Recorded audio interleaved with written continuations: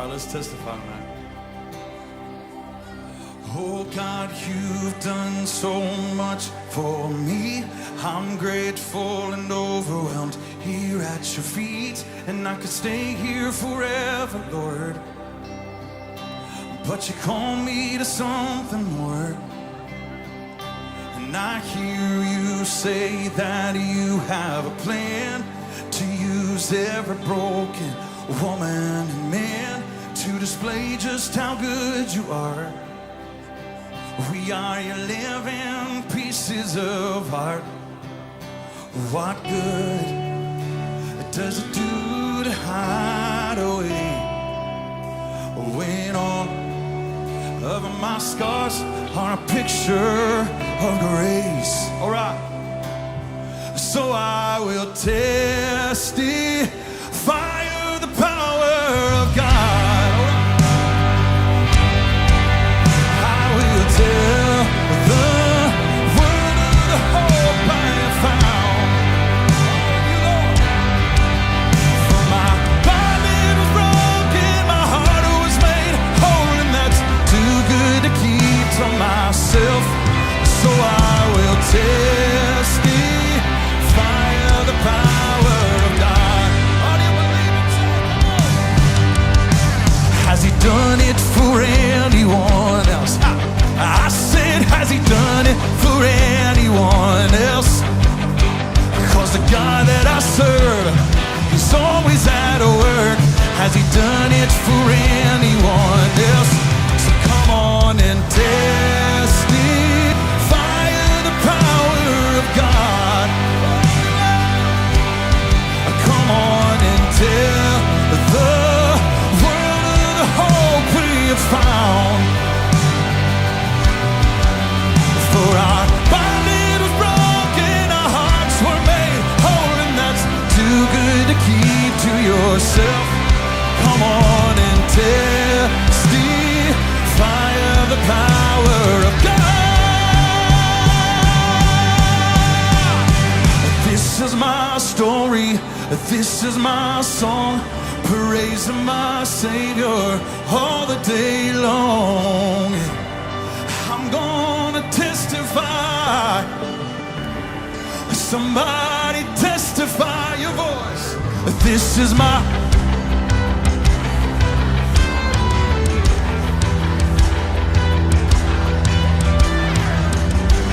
So I'm gonna testify. Somebody testify. Come on, take it up. Jesus, my champion, the victor of grace, the only one worthy of all of my praise. Yeah. So come on and testify. Oh, somebody lift him high. Come on, testify of the power of God. I will tell the world of the hope I have found. Oh,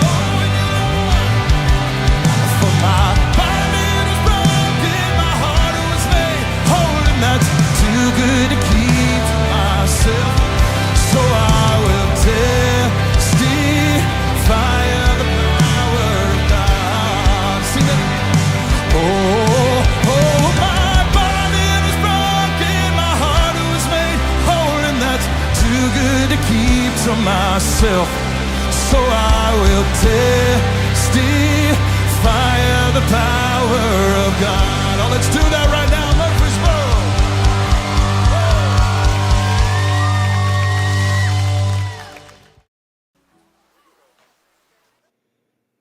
And good morning to all of you, or at least if you're in a good time zone where it's actually morning right now. If you're in Australia or Europe, then you're not in one of the good time zones, I guess. So anyway, signed book collector, good to see you. Those of you lurking, welcome. Anybody that joins in later, welcome as well. I see Trustin is also here up in Kanukistan, where the trees are green and the syrup is always maple. because, they're Canadians. They don't have any variety. So, some of you guys know I've been having a little bit of a rough time. Um, Gosh, it seems like for way too long now. And, you know, it can be, it can be difficult uh, to deal with it sometimes. Um, when bad things happen, when you are feeling lost or alone, when you're dealing with struggles that you may have with not even like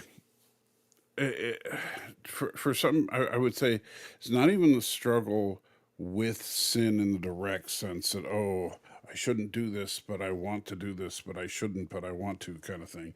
That obviously is a real thing, but I think the more nefarious thing, especially in our society today, is the struggle with even accepting that something is sinful. So, the most prevalent thing that divides the Christian world with the secular right now is over the idea of sexual morality. Right? The Bible makes very clear what the standard is for sexual morality, and it's difficult to accept sometimes that, first of all, why do I have to have a signed piece of paper from the government saying that I'm married to someone just to marry them? Well, in part because governments are authorities using the rule of law over us, and the Bible teaches us that the law is to be respected and followed. So we may not like it, we may not understand it, but unless the law is specifically compelling us to do something that is antithetical to God Himself, there's no there. The Bible makes it very clear we should be following the law, and many of us want to say, well, this law goes against my religious convictions. Um, I mean, as far as the laws in the United States, um, if you're a Christian and you say that, I think, unfortunately, you're full of crap. And when I say that, I'm don't want to sound like a jerk, but you know, we you know we try to elevate our opinions over that of God Himself, and we may not understand what the point of God suggesting that outside of marriage we should be celibate. And we may not understand the point of why marriage is specifically between a man and a woman. We may not even understand why it is generally encouraged in the Bible to only have one spouse as opposed to many. Um, that none of that really, on certain levels, is easy to wrap your head around, because after all, it's very easy to justify the idea that, well, if two people love each other, who cares what their gender is, right? That's a common argument. Um, why is it God's business what I do in the bedroom? Common argument. There are all sorts of arguments that make perfect sense in the eyes of secular man. And it's kind of funny because the Bible actually has something to say to that there's a way that seems right to a man, but in the end is death or something to that effect. I know I'm paraphrasing. In fact, let's see. Uh,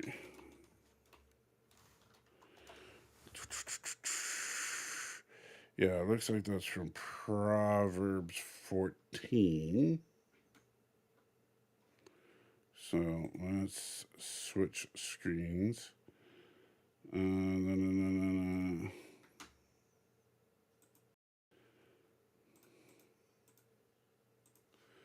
All right, so if we go to Proverbs, and what did I say 14? Was it? Let me look. Yeah, 14. Proverbs 14. Oh, I even have it highlighted. There's a way that appears right, but in the end leads to death. And so, yes, it may seem like there's nothing wrong with, various things that the world tells us to celebrate and indulge in, but that the Bible says you really shouldn't. And yes, it might not make a lot of sense. It might seem like, at least and from our limited perspective, that there's nothing wrong with a particular behavior that the Bible prohibits, or that there's nothing good about a particular behavior that the Bible encourages. But in the end,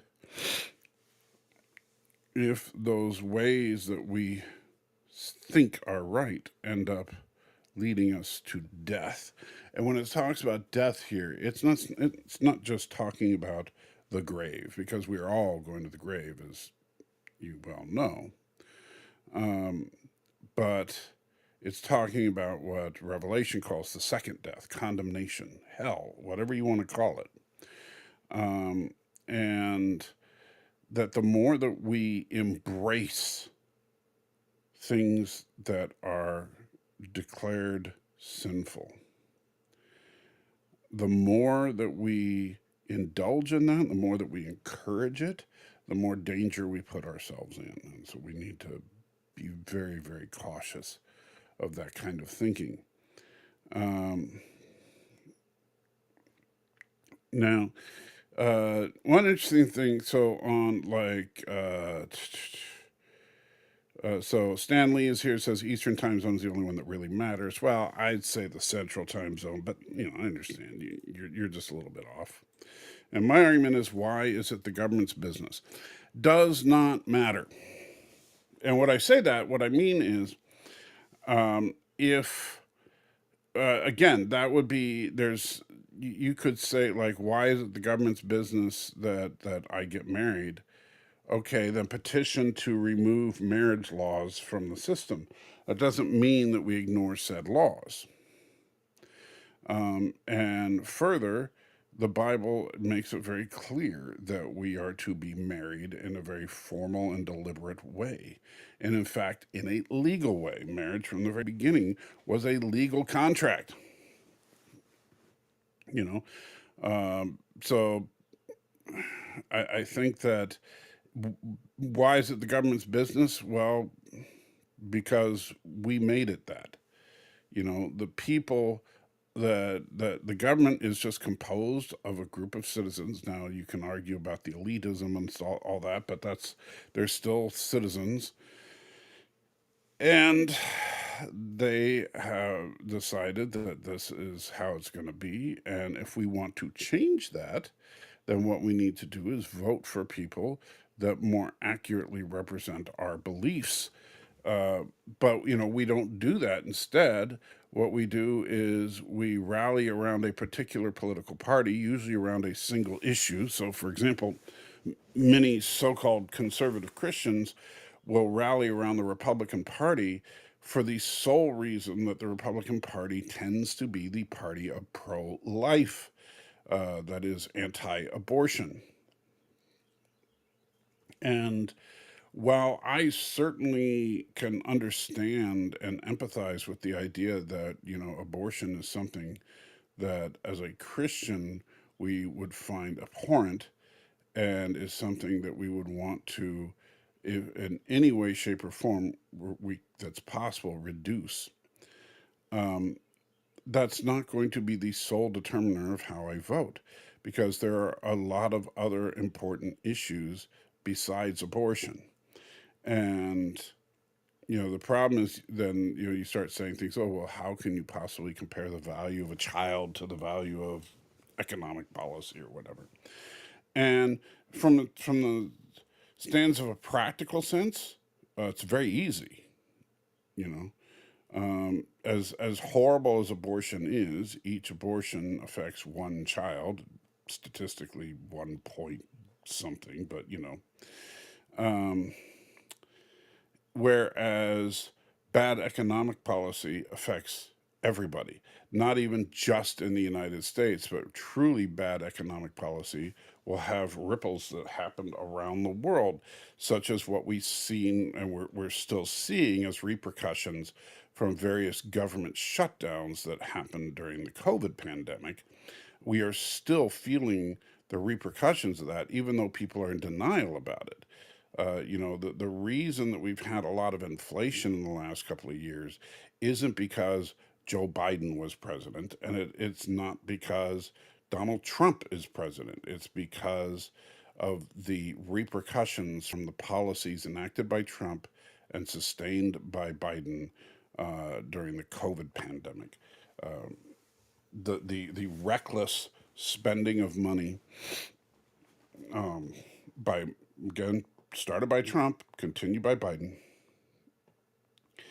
that led to massive inflation. And the United States is not the only country that did it. Obviously, it happened in pretty much every Western country, and actually most countries that have any kind of significant economy. So it's it's not so we need to as Christians, we need to follow and obey the government. And if we don't like the government, we need to vote for who we think better reflects our beliefs. But it's the government's business because they say it is. Uh, Mike Richards in the house says, "Hey, isn't this the Alex Bogey show?" Well, he seems to have been on sabbatical lately. But yes, I was thinking about changing the channel name to the Alex Bogey Show and see if that gets more people. Miss Moneypenny is overslept today. Oh no. That always bothers me. People talking about the government like it's some elite entity. What's really just people that were mostly voted to do their job. Yeah. Well, when we talk about the government, right, we have elected officials, which is exactly that. And they're the people that set all these policies. The president, the Congress, the local, the governors, the mayors, the state senates, the state legislatures. All of these, and in fact, in a lot of cases, state and district judges. A lot of these positions are elected every 1, 2, 4, or 8 years, depending on the position. And if you don't like what what's going on, vote for another party and stop. And I think this is a big problem, Stan, is that we have this myopic thing where we can only see Democrats and Republicans, and that's why so many times, like I remember during the last election, when Byrd was still around, he was one of those people he would tell me that because I refused to vote for Trump, and so I was looking into the third party candidates, and I did end up voting for a third party candidate. And Byrd was one of those people that would say, but if you don't vote for Biden, then you're just giving Biden your vote. Now, if Byrd were a Democrat at the time, then he would say the opposite. He would say something like, well, then if you don't vote for Trump, then you're just giving, or if you don't vote for, what is it? Yeah, if you don't, man, I mess that all up. But yeah, so if you're a Republican, you think that any vote other than a vote for Trump is throwing away your vote because you're giving your vote to Biden. And if you're a Democrat, it's the opposite. That if you vote for anybody other than Biden or, you know, uh, Kamala Harris, as it turned out to be, um, then you're just voting for Trump. Neither of which is true. You're voting for whoever it is that you're voting for. And so if you want to vote for the Libertarian or the Green Party or the America First Party or whatever party you want to vote for, please do. But you vote for the person who most accurately reflects what you believe, not for the person you're afraid of the least. And I will not be terrified or frightened or coerced into voting a certain way. I will vote for the person who I think most closely reflects my beliefs, period. Trouble is, they end up getting corrupt and taking advantage of their positions. That is a problem, and it's kind of funny because most people, I would dare say, most people in politics get into politics with the noblest of intentions, but they find that the system is corrupt, and rather than stand up against the system when they realize how deep it goes, they just go along with it. And that starts feeling us versus them. Well, you see, the Democrats and Republicans very much want you to believe it's us versus them, namely us, the good conservative Republicans, versus them, the evil liberal Democrats, or us, the good liberal Democrats, versus them, the evil conservative Republicans. Which is kind of funny because that is actually something that prior to my generation wasn't even true. And like I know that like one thing that is true is that the Democratic Party has caused a huge number of the biggest red flag issues that this country has ever seen. The Democratic Party was the party of slavery. It was the party of Jim Crow. It was the party that was against civil rights, right? And so the problem is that that's not exactly the Democratic Party of today. The Party of today is an ideologically liberal party. And by liberal, I mean American liberal, because I know that's not the same as necessarily all things liberal around the world. But um, a progressive uh, party that tends to focus a little too much on sexual identity sometimes. Um, but that wasn't always the case. The Democrats were not always, and in fact, prior to the 1970s, the political parties were not really seen as being liberal or conservative. Like Nixon, when he was elected, was called a conservative Republican as opposed to the liberal Republicans that were out there. And there were conservative and liberal Democrats as well. And it was really the Democrats were more or less the party of the South, and the Republicans were more or less the party of the North, more than it was about being conservative or liberal. And as things began to break up into and it was really, if I remember correctly, it was the Republicans that kind of started, it doesn't really matter, but the Republicans that kind of said, hey, let's purposefully go to the political right because they thought that was the winning strategy. And they courted the so-called Dixiecrats, the conservative Democratic base of the South. And Reagan, in particular, was extremely successful at this and managed to become, have one of the biggest landslides in American history. But the um, but really, it was that kind of marked the end of the parties just being parties that geographically represent people as much as parties that are ideologically representative of either liberal or conservative politics. And the problem is that they're ideologues to a flaw, which means that it doesn't matter if you're a Republican. If a Democrat comes up with a good, solid idea on how to fix something, it doesn't matter how good the idea is, you need to oppose it, especially if it's a liberal idea. Stan says, yeah, it's conspiracy between all the world governments, just like all those countries suddenly introducing all those internet ID requirements at the same time. Soon you'll need to provide your ID to watch YouTube. Cespit Sid says, aren't we told not to trust the system and traditions of men? As a Christian, should we vote or stay separate from the world? Okay, so are we told to not trust the systems and traditions of men? As far as, well, if you have a scripture to back that up, I'd be willing to listen to it. Now, Christ spoke about in some detail the imposition of tradition over God in religion. But that's not to say that all human traditions are bad.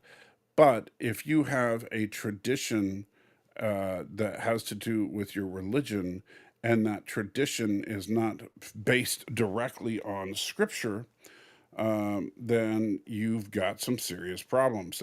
That's you putting tradition above God.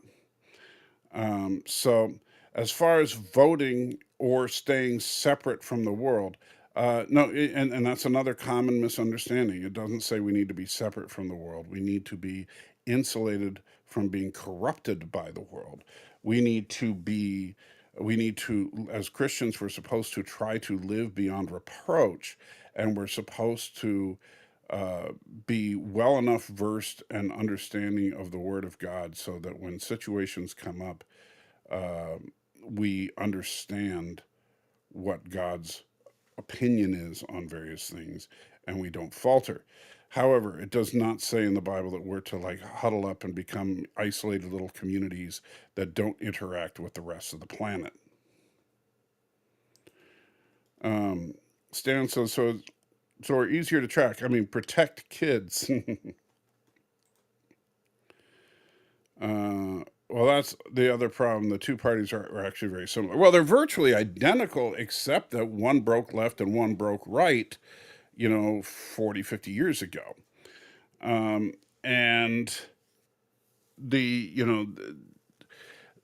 I don't think that the Democrats were intentionally the party of racism, even though they ended up being that for a long time. I think that they were the party that was trying to cater to Southern interests, and Southern interests economically tended to favor racism, and before that, outright slavery. And so, if you're courting that as your base, then obviously that you're going to have that. But I don't think that like the Democrats were all sitting in a room one day and saying, "How can we be racist today?" I don't think that ever happened. I think we need to be careful about understanding that racist things are implemented and done by people who aren't necessarily racists themselves. Gorilla says, Kapla, good to see you, Gorilla. And Stan says, how are you doing, Gorilla? Still doing karaoke? And Gorilla says, I haven't done karaoke in years. That's a very strange conversation. No idea what the deal is with Gorilla and karaoke. But now I'm picturing a large great ape in a karaoke bar trying to sing into the microphone.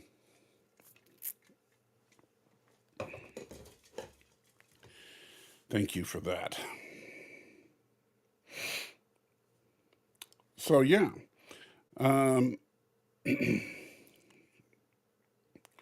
So Proverbs 14:12 is not what I was planning on talking about, but that's okay.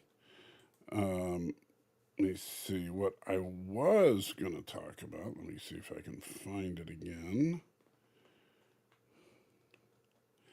The book of Romans is probably one of my absolute favorite books of the Bible. Um, um, the and Stanley's saying it was Outlaw Bill, I assume, with the karaoke thing. So glad we got that cleared up. Um, anyway, so I was going to actually talk about Romans chapter 8. Um, it's because when I was talking the very beginning of this, I was talking about the idea that, you know, there are times when bad things happen, when we look at the world, we look at our lives, and we're just like, really, God, why? You know, why am I having to go through this? Why is that person having to go through that? Why is this, is this world so ridiculously, hilariously unfair? It's like, it's kind of funny because I know that there are a lot of people that, uh, obviously don't believe in the existence of God or the supernatural or anything like that. Um, but honestly, I think that there's too much imbalance in the world for there to not be a God. And when I say that, I mean, like, if we think about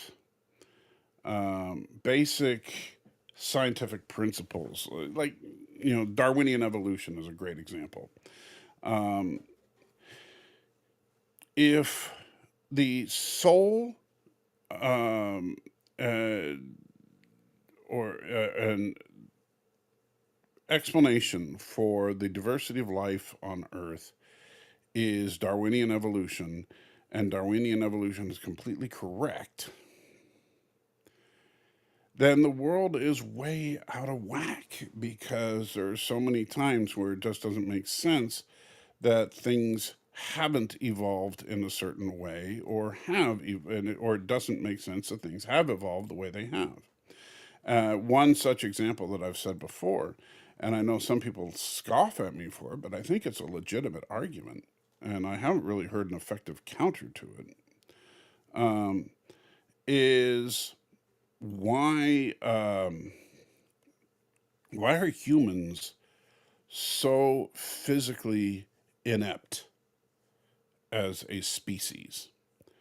And when I say that, I mean, obviously, our mental capacity is superior, as best we can tell, to any non sentient animal. However, the humans are physically weak. Like, if we could compare the physical strength of a normal human being to the physical strength of an ape, half their size, like a chimpanzee. You'd be surprised how strong chimpanzees are in comparison to humans. And the same is true of all the other apes. Um, as far and proportionately, it gets even more laughable when you start taking into account things like insects and stuff like that, and how incredibly strong they are in comparison to us humans.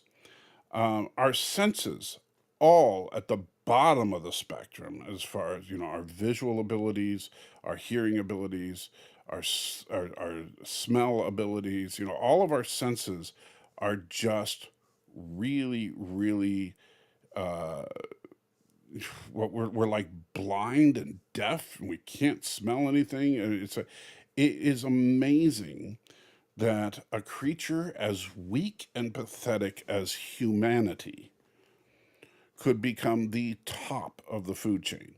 Now, I understand that the reason that we're at the top of the food chain is because of our intellect.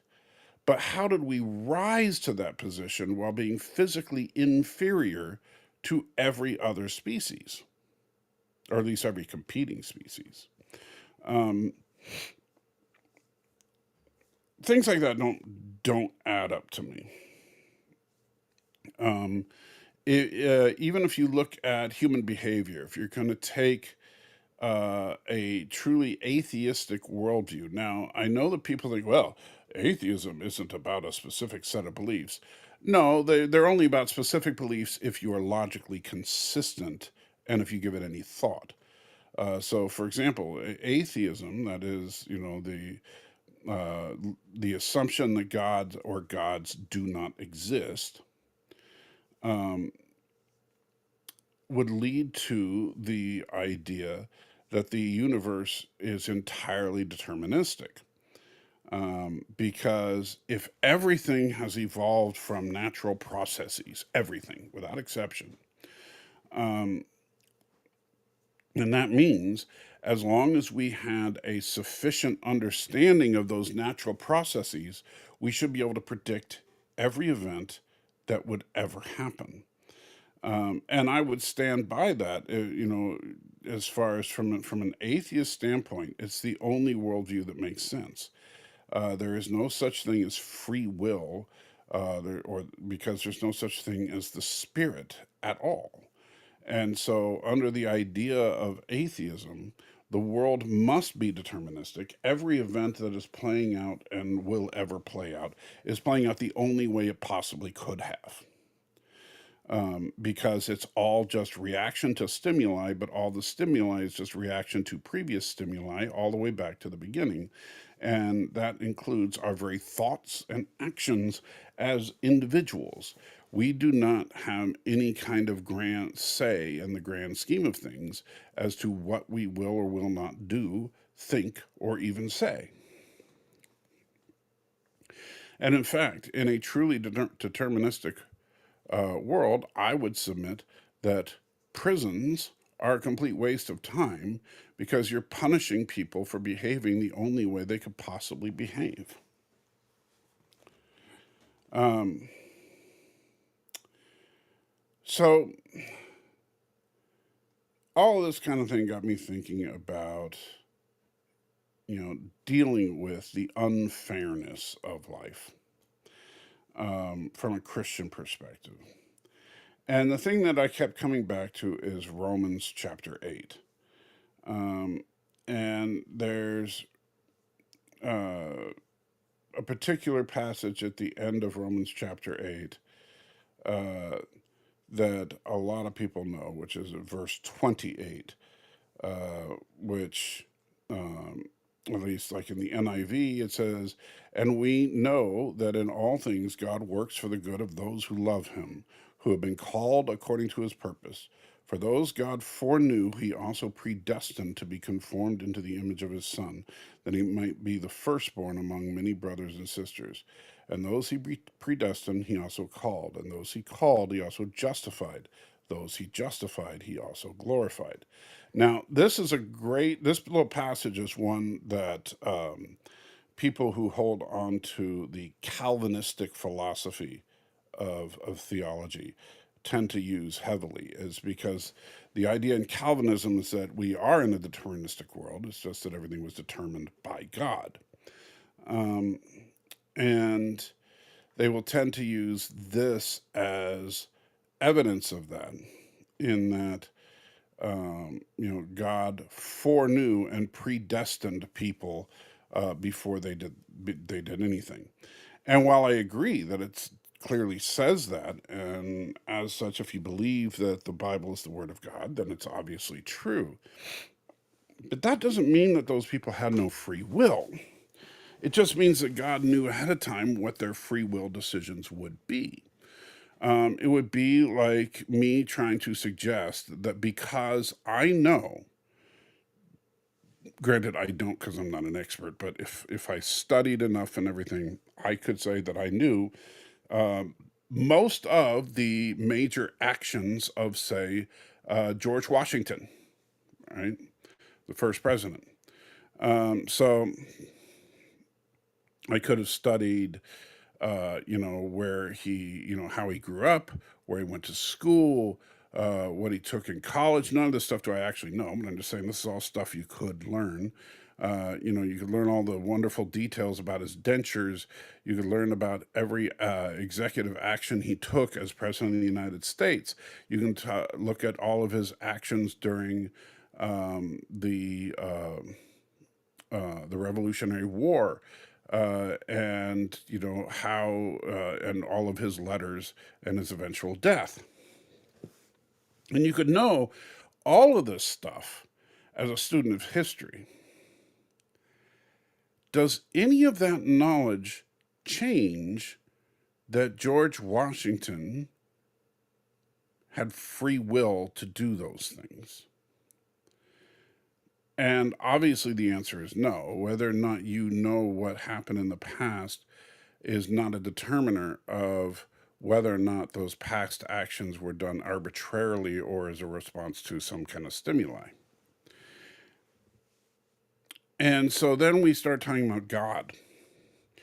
And I think that where we get hung up is we try to think of it, to put it in Star Trek terms, we tend to think of it in three-dimensional terms when we really need to be thinking four-dimensionally. And when I say that, I don't mean anything weird and bizarre. It's just the fourth dimension in physics is time. And we're trying to see things as if, well, the present is the present, which means nobody can know what the future is, and we can all know what the past is, right? That's kind of what existing in a linear time status is. The problem is that we're assuming that God is living in that same status as we are. If God, and the Bible, I do believe, implies this very heavily, if God does exist outside of what we would traditionally call time, then the past, the present, and the future would all appear the same to God. So God knows what we will do because, from God's perspective, we have already done it. And so that doesn't mean that we don't have free will. It just means that when we made those decisions on our own. But even as God is creating the universe, He knows, because past, present, and future are all one and the same. He knows how everything's going to turn out. And I think that's one of the reasons that when you examine the Bible, God does less and less tweaking, if you will, within reality as time goes on. Obviously, if you look at Genesis 1, God was extremely active, literally creating the heavens and the earth in that chapter.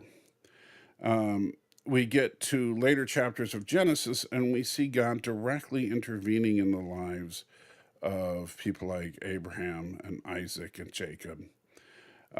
We see in the Torah in great detail, God's interactions with Moses.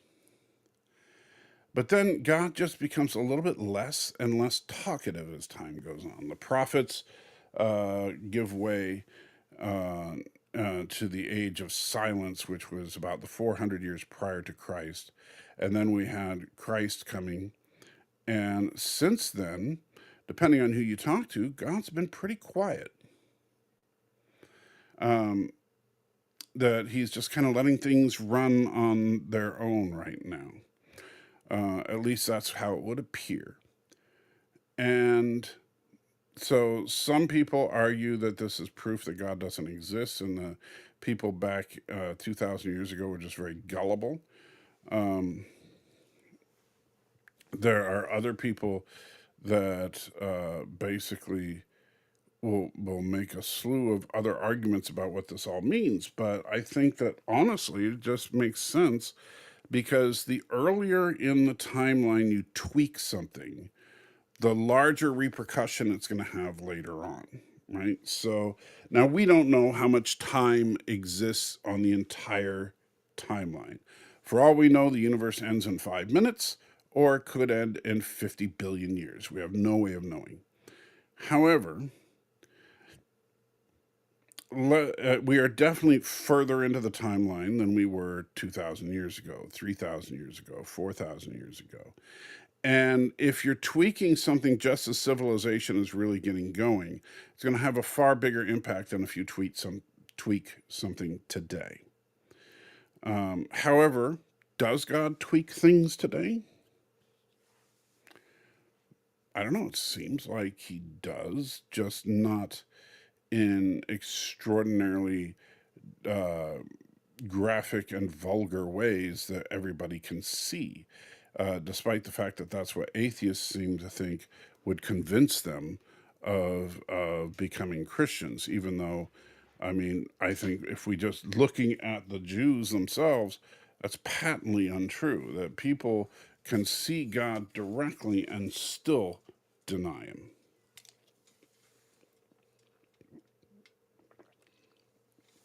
So, taking all that into account, when I look at things like Romans 8:28, to me, it's not that God sat down and wrote a book that was how everything in the universe was going to unfold and then just let it happen. I think more that God sits outside of time and observes the entire time stream at once and is somehow able to perceive it, which is something we couldn't even do. And he makes little adjustments here or over here in order to make sure that his plan comes to fruition. And if right now no adjustments on a dramatic, vulgar scale are necessary, then they just aren't necessary. All right. So the only karaoke on my channel is when I set the goal of 1,000 subs by a certain date, or I would sing. I would sing Barbie Girl. How'd that go for you? Well, it would make sense to create creatures that were able to adapt and thrive to their changing environment. Sure, but it would also, but from an evolutionary standpoint, it doesn't make sense that humans can't survive. Like, if you were to drop a couple of humans in the middle of the jungle without very specific training and foreknowledge, they wouldn't survive very long.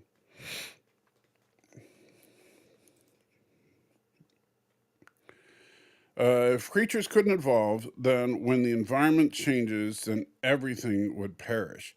That's also true. But I'm not saying that there's no adaptation and that there's no evolution, obviously. And that's where people get confused. I am not anti Darwinism. I simply don't take it at its face value, because where I have a problem with Darwinian evolution, or should I say neo Darwinian evolution, because that's really what we're talking about here. When we're talking about neo Darwinism, the honest truth is that it's scientifically the best explanation for the diversity of life on our planet. It's also very incomplete. It doesn't deal with the creation of life. And for that, you need to get into biogenesis. But the current theory of biogenesis is, well, somehow it happened. There's not a consensus theory on biogenesis as of yet. And even if there was, I highly doubt it would be the correct one. But my problem with evolution is primarily when, for example, if you hear someone like Dawkins say that the process is unguided, right? Or that the mutations that we talk about in mutation and natural selection, that the mutations are random. In truth, from a natural perspective, there's no such thing as random.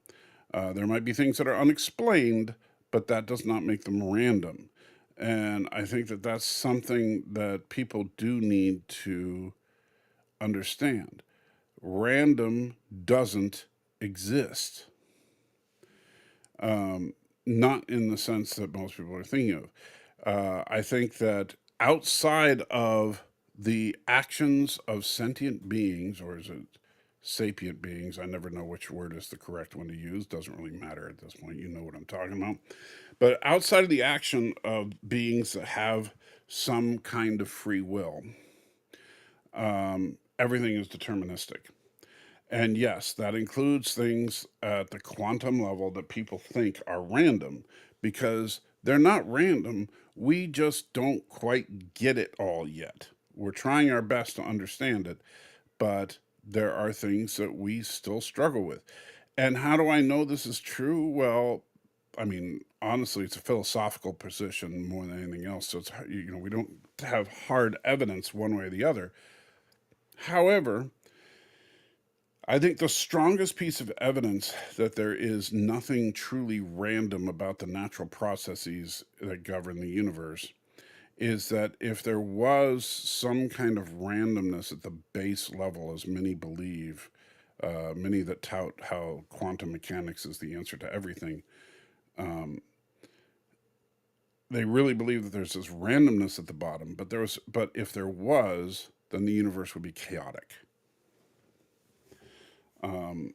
You know, we never would have gotten to the point where heavier elements could even exist, let alone life, and let alone advanced life or sapient or sentient, however, whatever is the proper word, conscious life. I don't think any of that can happen if there's something random at the fundamental level of how things all work. And Stan saying, speak for yourself. Humans can die of exposure. Most animals can survive without much shelter. Yes.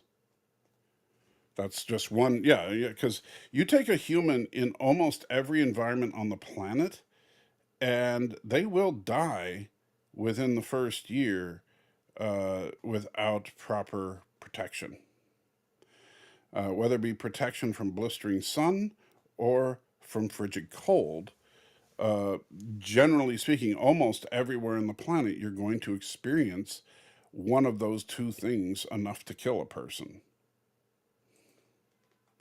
We got soft. Well, don't different people have different reactions to the same stimuli? Well, but you see, when you're talking about people, you're right. You're 100% right. But people, I believe, have free will. Free will is an ability to act outside of the rules of determinism. You can do as you choose to do based on personal preference. That's what arbitrary means, really.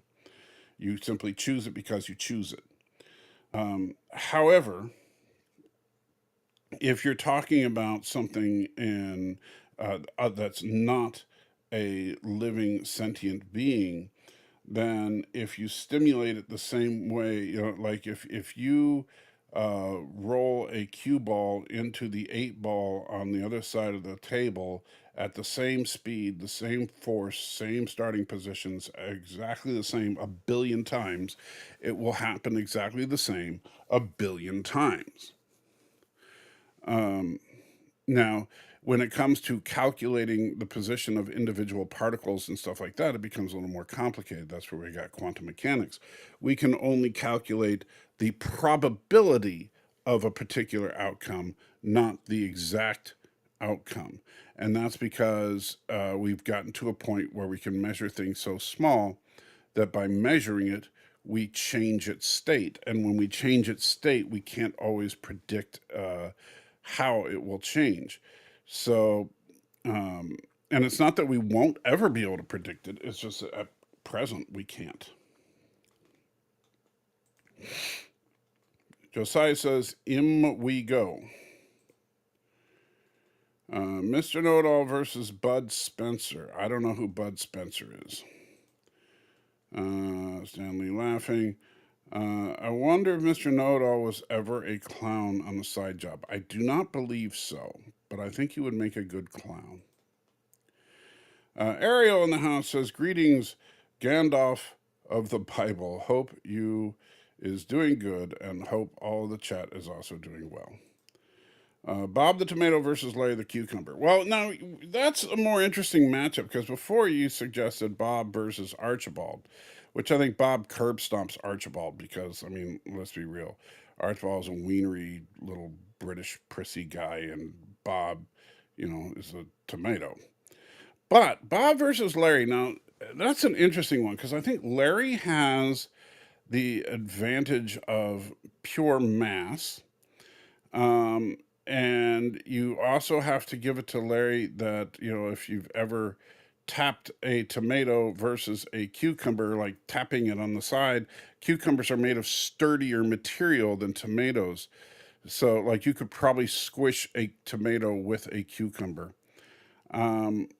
So, I think I'm going to have to give it to Larry. Bob definitely has the brains, but in a straight up death match, I think Larry wins. ABJ says, good morning and good week. Good to see you, buddy. Too bad Alex Fogey can't be here right now. Well, he can't always be here. Terrence Hill versus Clint Eastwood. I'm not sure who Terrence Hill is. So, yeah. Trust says, I've heard it described as God sees all of history, past, present, and future in a single complete photograph or instant. It really is interesting to think about. Yes. I've kind of said, described it as, we picture a timeline, and the timeline you might have the day you're born, as events as you grew up, and then the day you die is where it ends.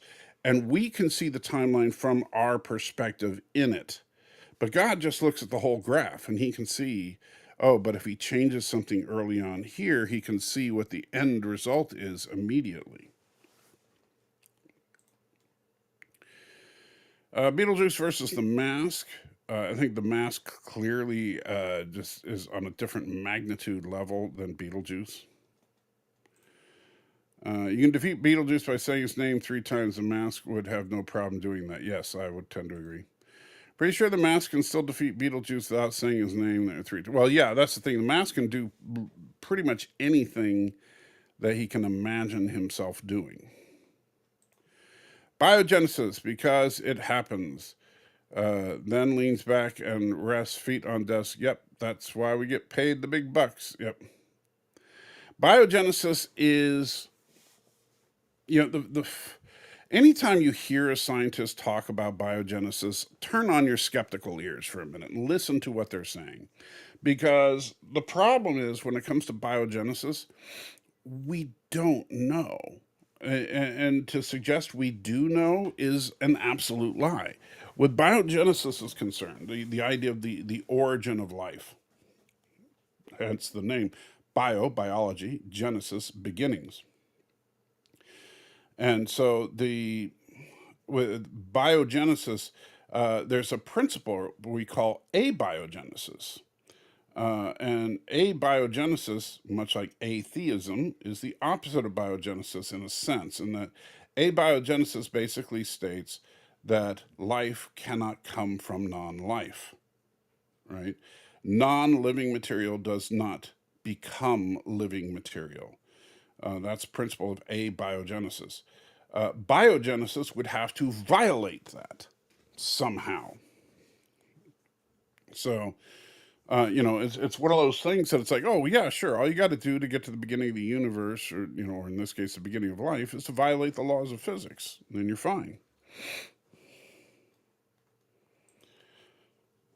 Do you ever watch the show about a quantum computer that can show any event in history by analyzing every variable and reconstructing videos of events?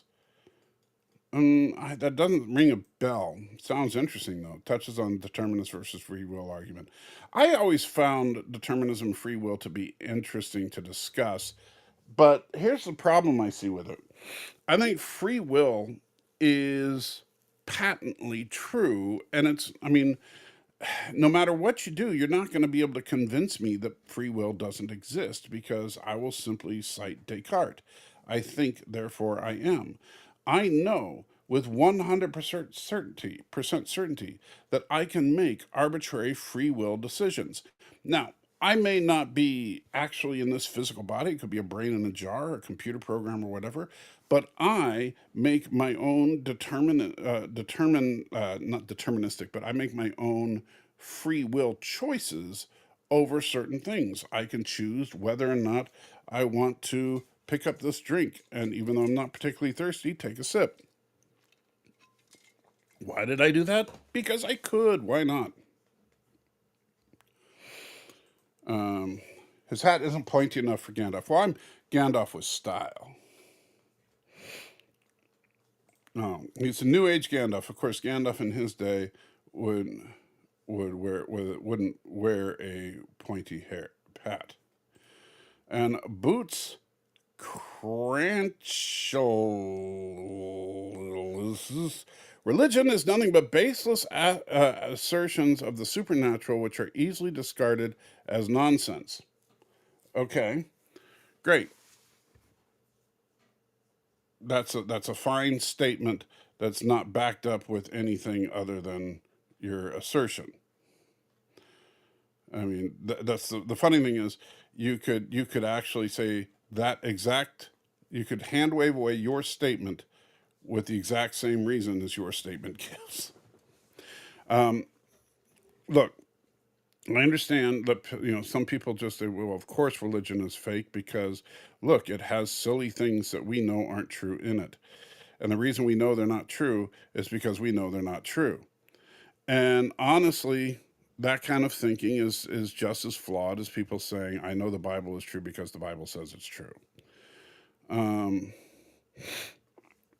so, you I think that to simply disregard whether you're talking about atheism or religion or anything else, to simply say, "Oh, it's just nonsense," and we could just discard it. In other words, you don't want to have the real discussion, and you have fun with that. If you want to live in blind ignorance, you go right ahead. Darren Wagner, for some reason, is here and says Solomon Grundy, DC villain versus Fat Albert. Yeah, I know who Solomon Grundy is. We've actually talked about Solomon Grundy a few times with these little matchups. And I would say that one's a tough one because Solomon Grundy has been so wildly depicted differently in different venues. I've seen Solomon Grundy go toe to toe with Superman. I've seen Solomon Grundy get beaten by the fighting moves of Batman. So it just depends on who's writing. Fat Albert, however, his power level is fairly consistent. He can crush, a radiator with, with his arms. And clearly, he's immune to any type of heat based attack. But considering that we see the radiator steaming as he's squeezing it, and he's inhumanly strong. If you don't know, those radiators they're like cast iron. They are ridiculously heavy. So, um, you know, I would say that if it's a weaker version of Grundy, I think Fat Albert wins. If it's a stronger version of Grundy, then Grundy wins. Let's see. Aravic's in the house. Good morning. Clown versus MMA fighter. Well, I'd have to give that to the MMA fighter. Ants from Bug's Life versus Ants from Ants. It's funny. I've not actually watched all of either of those movies. I've seen clips from both. And just from the clips that I've seen, I would probably have to give it to the Ants from Bug's Life. Look up who Terrence Hall and Bud Spencer is. So good idea who they are. Or Terrence Hill. Well, let's see. So Terrence Hill. All right. Let's see. Is it Terrence or is it Trecence? I don't know how you spell or how you say that, but okay. Italian actor and film director who's 86 years old.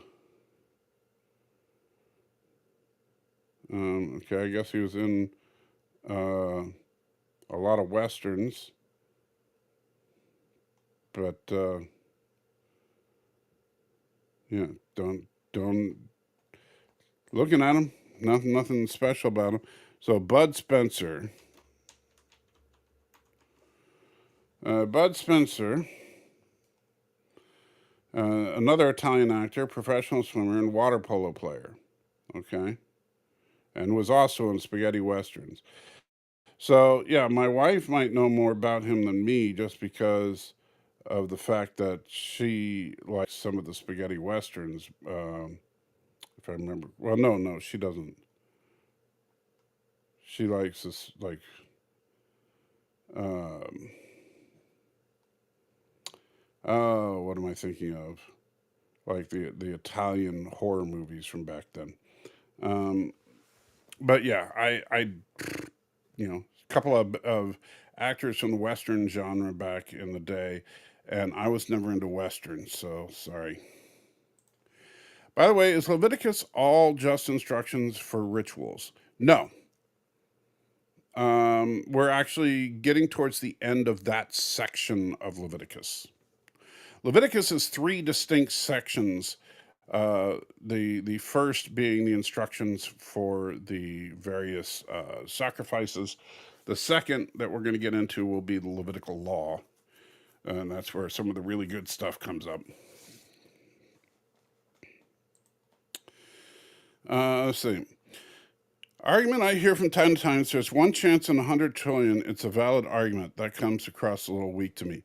Well, the idea there, Trustin, is that what generally, and notice our atheist friend with the assertion that how silly religion is just kind of disappeared because fairly typical of that type of argumentation, the person isn't actually trying to make an argument as much as just be a troll or, suddenly everybody's going to go, wow, that's so true, and then abandon their faith, I guess.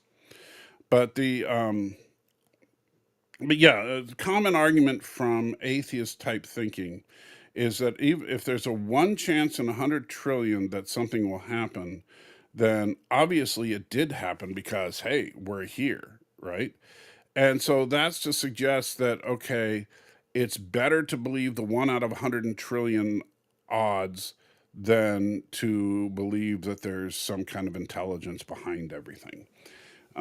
And I think it's just because, for the opposite reason, that so many people embrace the idea of a divine intelligence. Some people embrace the idea because it's comforting.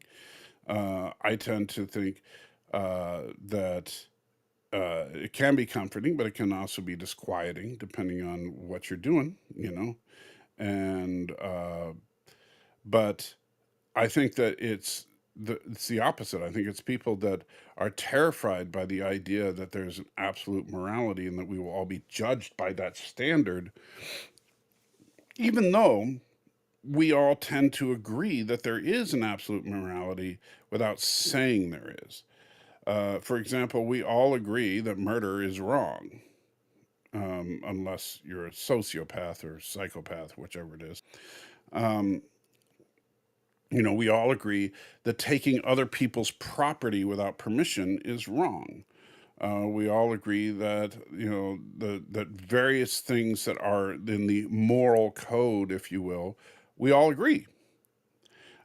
But then what you have to say if you're an atheist is, well, we just agree with that because it's somehow mutually beneficial or whatever. We don't really there's not really anything inherently good or bad about any action. And to which the argument usually comes down to an emotional appeal where you like, so you say there's nothing wrong with killing babies as an Olympic sport or something, that something ridiculous like that. And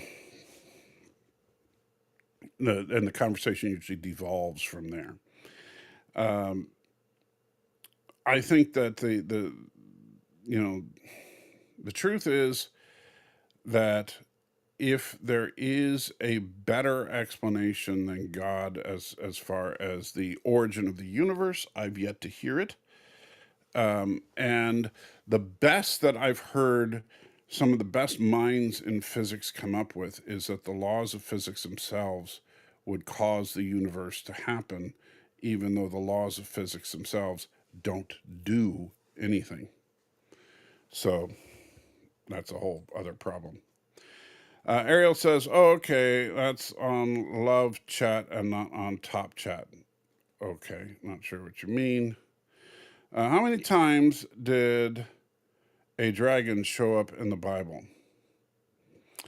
I only know for sure of the one. Let's see.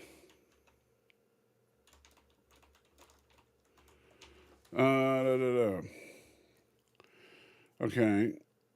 So the word dragon appear now. This is just according to Google's AI, whatever. But the term dragon appears a total 35 times in the King James version of the Bible.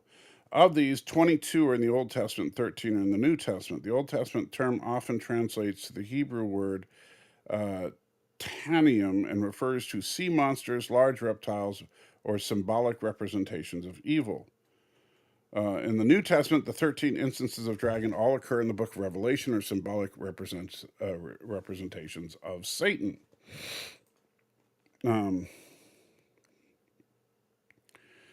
Let's see. The Hebrew word is also refer to a sea monster or large land creature. Yeah, so there you go. So I guess the total number is 35. I finished a new Chosen season. I haven't read enough of the broader history around the biblical era. Chosen is a really good show. I'm not done with the current season yet. We're taking it kind of slow, and really enjoying it. It's a really good show. I think all occurrences of dragons are symbolic or metaphorical. There are no occurrences of a person in biblical history encountering a dragon. Now, I think the closest that you have is that it calls Satan a dragon, but the way that it says, like that old dragon, I think that it's more or less like if I call someone a clever fox, I'm not saying that they are literally a canine with pointy ears, right? So I could be just implying that they are particularly clever.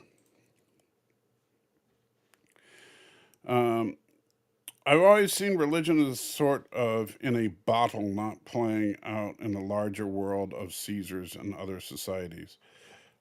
Well, that's a problem with religion, and that's one of the reasons that Jesus wasn't trying to preach a new religion. And a lot of people get confused by this because Jesus, if anything, was very anti religion. If you look at his teachings, if you look at his encounters with religious leaders, it's very clear that Jesus was very fed up with the Jewish leaders, and even though he himself was Jewish.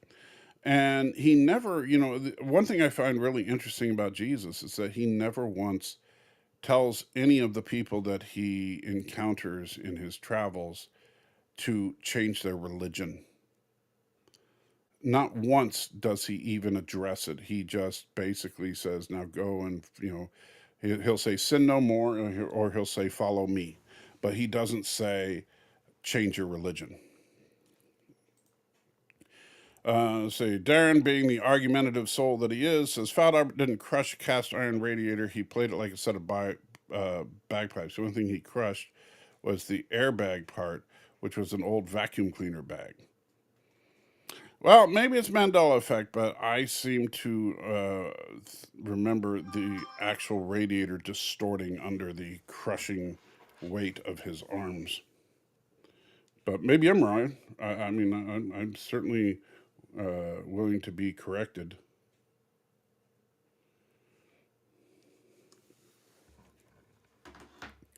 But I haven't watched Fat Albert in a long time. And I don't even know if it's streaming anywhere because, oh no, Bill Cosby. Like, now I want to learn about what's happening in Asia during Christ's time.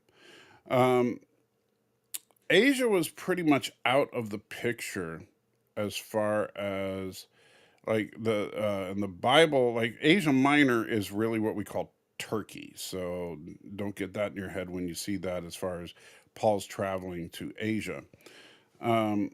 But and generally, I think that as far as the first century church, there are documents of it going as far as India, which is considered in Asia, but it's not like we don't see any early depictions of Japan or China or anything like that.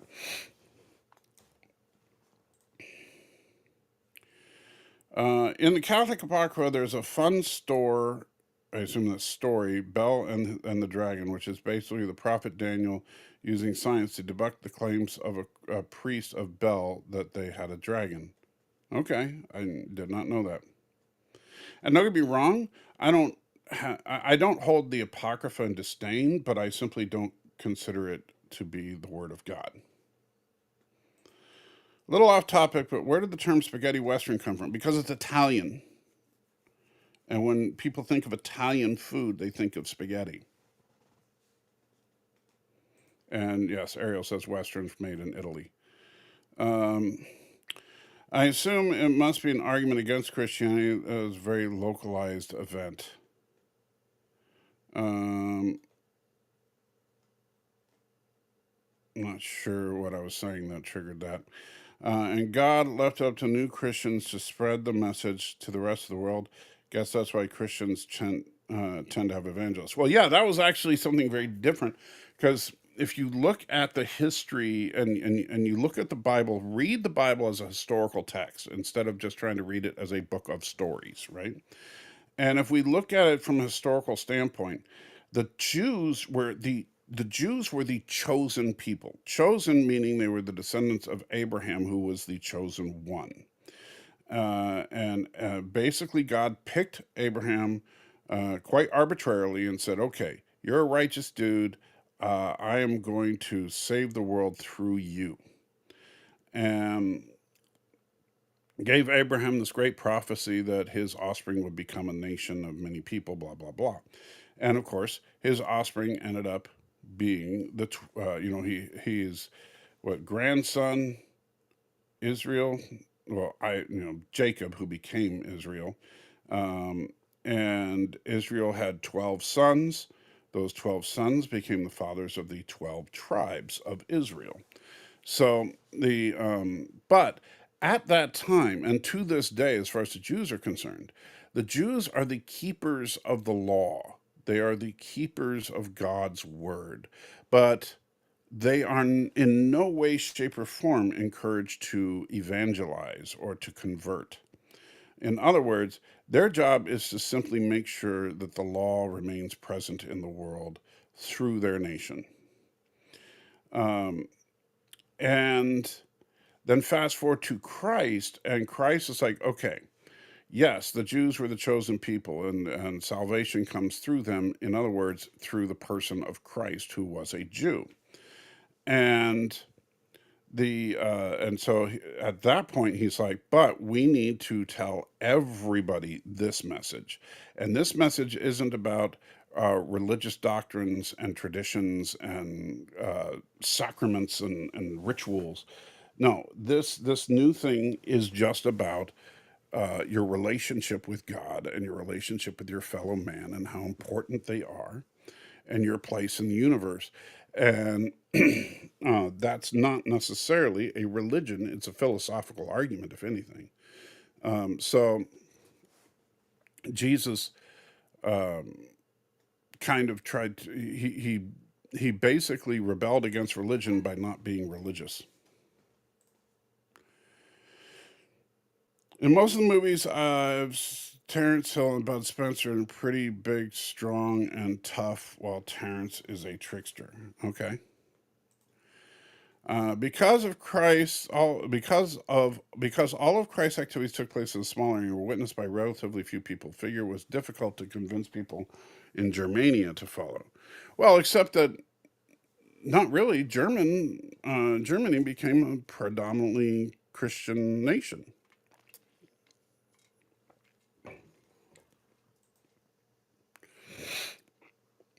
Um, let's see, talking about spaghetti westerns. All the actors actually spoke their native languages, and then they dubbed over everyone in English. Yeah, that's true of a lot of the spaghetti westerns. I always learn something new on this stream. Darkwing Duck versus Larry Boy. Now that's an interesting one, because Larry Boy and Darkwing Duck are very different comical heroes. They're both, for the most part, incompetent, but manage to save the day, usually by accident or by learning an important lesson. The real difference in them comes from do they have any innate abilities as far as combat? And here's where I think, it's kind of interesting. Darkwing Duck, obviously a duck, not a particularly formidable species. Um, However, he does have some gadgets in his car, um, and which I would say Larry Boy's Larry Mobile, right up there on par with Darkwing Duck's vehicles. However, Larry Boy also has suction cups for ears that he can shoot at will. And so that actually gives him an actual superpower. That Darkwing Duck, I don't believe, actually has any superpowers. So I'm going to give it to Larry Boy, if nothing else, just because he has suction cup ears. And how cool is that? Because why not? All right, so anything else before I wrap things up? I'm surprised Darren has not been feistier, and whoever that one person was that was just kind of a jerk and left. Boots Canchalsis, unfortunately, just decided that they didn't have the stomach for actually having a conversation. And that's a shame because, I really do want to talk to non believers. Um, I enjoy talking with non believers, but my house rules are simple. We got to be somewhat respectful and dignified to each other. We can't just sit there and throw insults at each other's beliefs and expect to get anywhere in a conversation. If you want to say, hey, I think the Bible is untrue because miracles don't happen. And my evidence that miracles don't happen is that we have no documented case of, somebody growing a limb back or whatever. That's something we can actually talk about. Fine. It's not what I prefer to talk about with atheists, but at least it's a real talking point. But to just say, oh, religion's a bunch of nonsense and we can just hand wave it away is just being stupid. Lee Crystal says, nice hat. Thank you, Lee. Josiah says, watch My Name is Trinity. Oh, I assume you mean that's a show that you're recommending that I watch as opposed to a show that you are ordering me to watch. My Name is Trinity, huh?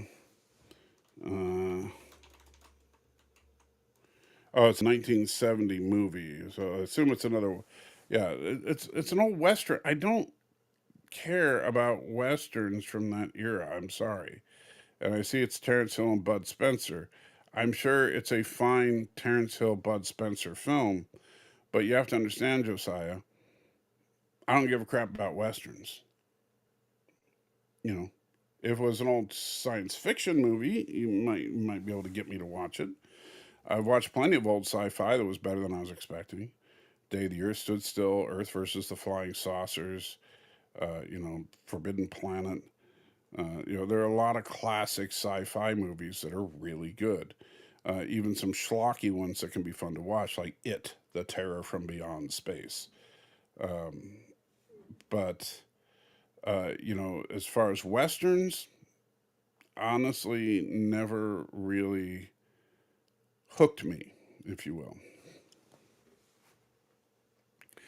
All right, last chance. Anybody got anything before I wrap it up? I'll give it a few seconds because I know that there's that stupid delay. And that way people would have time to say, wait, wait, wait, before, I go.